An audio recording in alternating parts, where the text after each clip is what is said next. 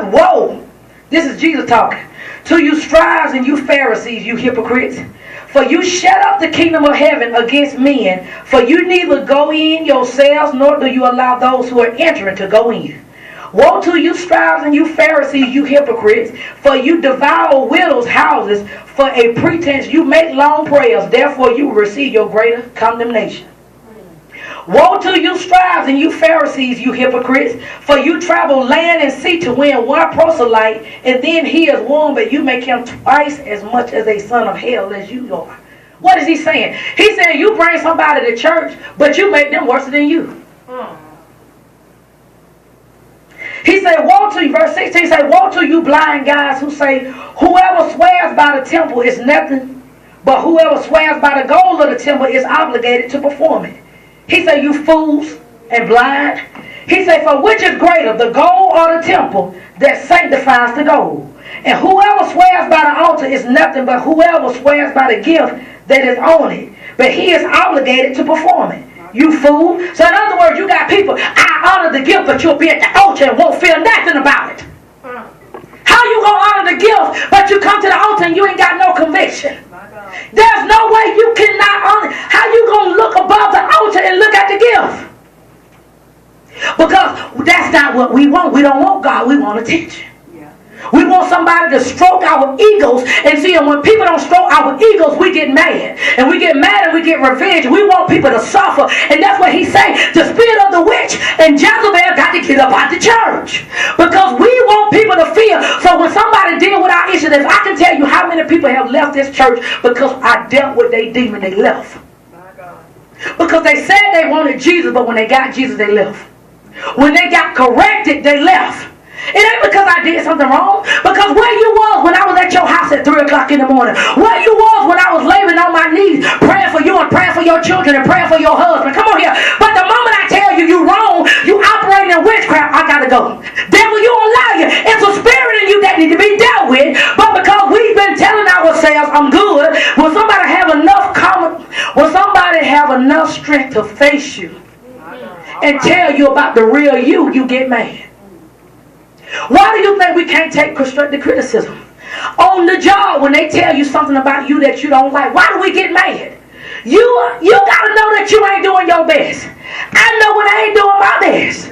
Come on here. So when my supervisor say we expect more out of y'all, you right, because I know I can do better. But we'll get mad and want to cut. I know they did, but I'm going to get them back. No, what it is, you won't turn into a witch and you'll turn to a wizard because you wanted the way that you wanted. Don't you know the people hired you to work for them, not you hired the people. Come on now.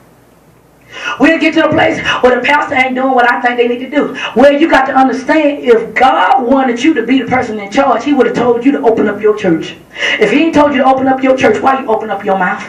All right. See, that's the problem. See, we ain't used to that kind of teaching. But see, because you got to understand, how you going to cover other people's souls? You don't even cover your soul. Come on now. We don't even want to help the people who have hurt us. And see, we so critical. Instead of saying, I know I ain't been doing right.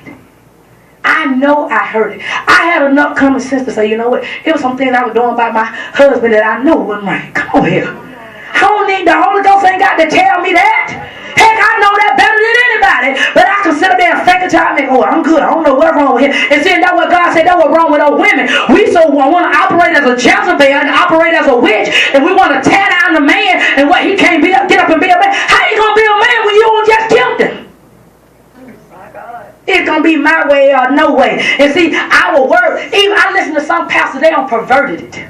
If mama ain't happy, ain't nobody happy. That's a witch. You saying if she ain't happy, ain't nobody else in the house happy? The devil is a lie. Right. No.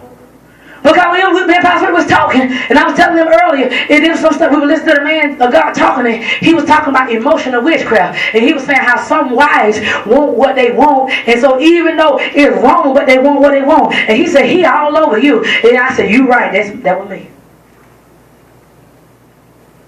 That was me. Operating as a witch, thinking I'm right. And Holy Ghost say you're dead wrong. That's why you ain't seen that change.